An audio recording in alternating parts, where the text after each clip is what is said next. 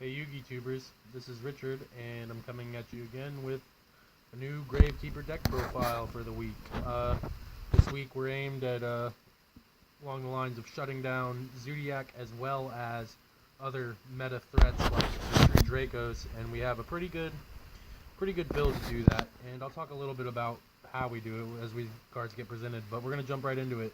And we're gonna start with 3 Fossil Dynas. If you guys don't know what this card does, it prevents either player from special summoning monsters while it's face up on the field, and when it's flipped, it destroys all special summon monsters. Next, 3 Gravekeeper Recruiters.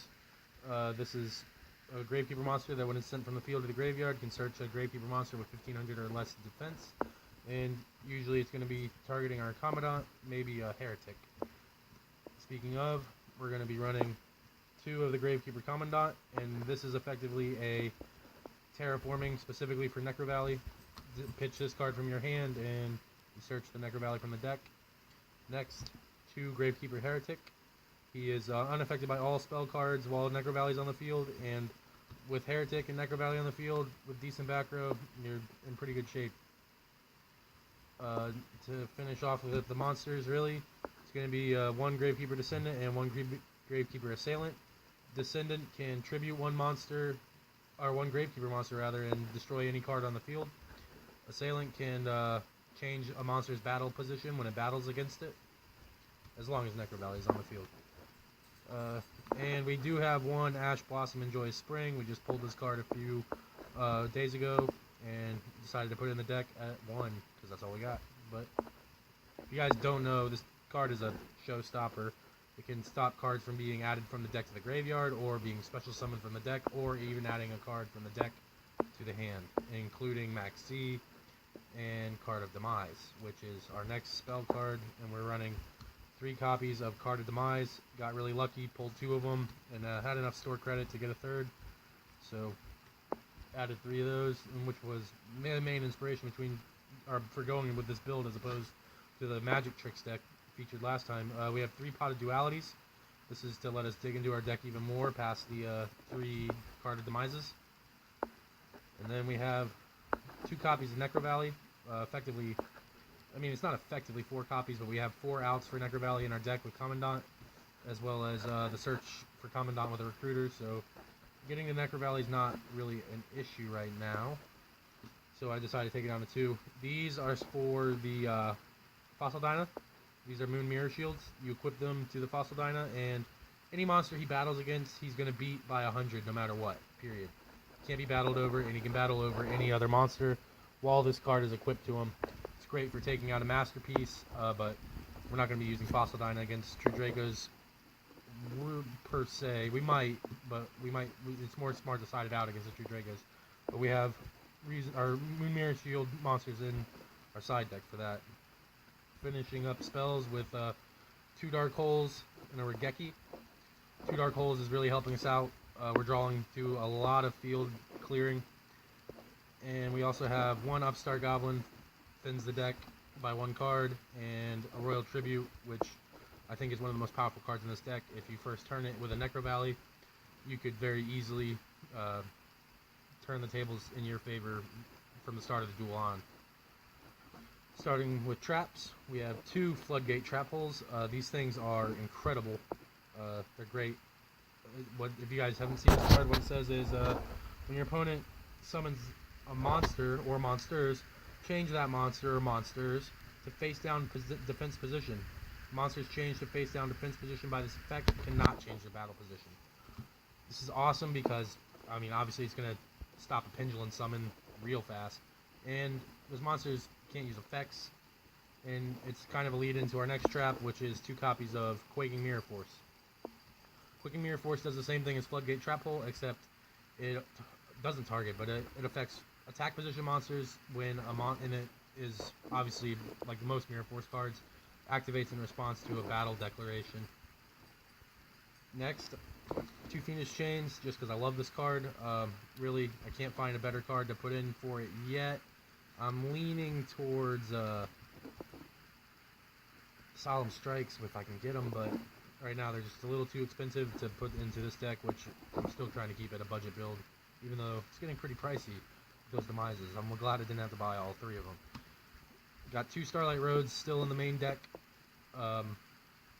This really helps against Twin Twister, which gets sided in against me a lot, and is also main decked a lot. I'm having a hard time with Galaxy Cyclone though, so might be taking Starlight Road out for maybe an extra copy of Dark Bribe, which I was running 2 of until I got the Ash Blossom and Joyous Spring, and I might actually take this card out for a Droll and Lockbird to accompany the Ash Blossom.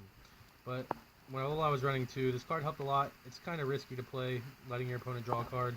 I really wish 7 Tools of the Bandit could negate spells or traps, but unfortunately 7 Tools can only negate traps, so I've been going with Dark Bribe a lot, which has helped me a lot against a variety of meta decks.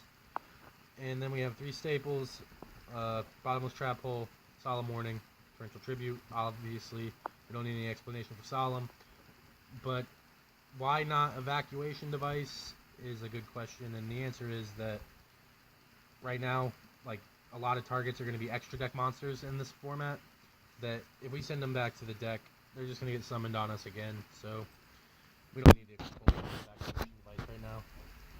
Moving into the extra deck, it's just basically a rank 4 toolbox, but it's a pretty good one. We have the number 66 Master Key Beetle, Diamond Direwolf,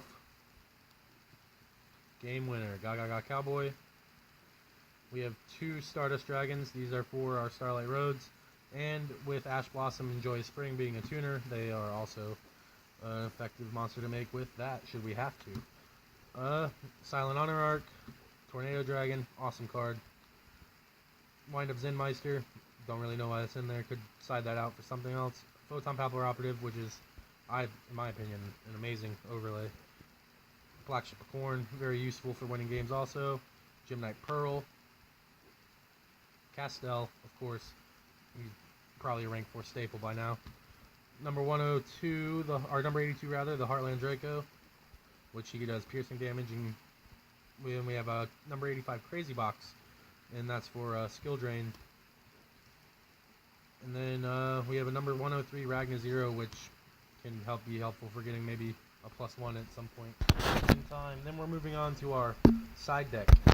So our side deck's 15 cards, and we filled it with 2 Mystical Space Typhoons. They're going to be pretty useful in this meta against True Draco, provided they played at the right time, at opportune moments. 2 Ghost Ogre and Snow Rabbits. These cards are amazing. Also, they are also a rank 3, or level 3 rather, tuner monster with Hand Trap. These can not negate, but they're basically an MST that can activate from the hand, destroying activated spells, or even monsters that activate effects. So pick your guys up a couple Snow Rabbit and Ghost Ogres. Next we have a Gravekeeper Shaman, which I've been wishing I had in my main deck a lot, so I put her in the side to keep it at bay since I can't really special summon her on it. If you I gotta get a tribute off. Then I have 2 Flying Seas for going up against things like Zodiac, Maxi, obviously for the same reason. Then this card I just added recently, and this is an amazing card for fighting True Dracos. It is the Mask of Restrict, and all it says is neither player can tribute cards. You can see it's a continuous trap card. So if you activate this on the standby phase of a True Draco player that doesn't have a Masterpiece on board yet, very well could be in for a win right there. It's hard to get around, especially, and also it helps with Kaiju. If you know your opponent is siding in Kaiju against you, this can be really effective against that, since it will prevent them from, obviously, putting the Kaiju on board and tributing your monsters. Next we have our 1 compulsory evacuation device. And then we have 2 Thunder King Ryos. And this is what we're going to side in against True Dracos and target with our Moon Mirror Shields. With this card on the field with Moon Mirror Shield, it can shut down a variety of decks, really.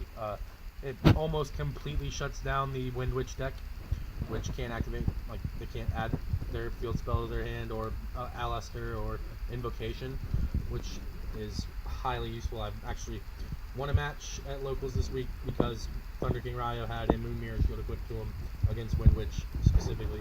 But you can imagine a variety of decks that having a Thunder King with a Moon Mirror Shield on board can effectively shut down. It hurts Spirals a lot, which Spiral is focusing all around searching the deck. And then we have 2 Curse Seal of the Forbidden Spells.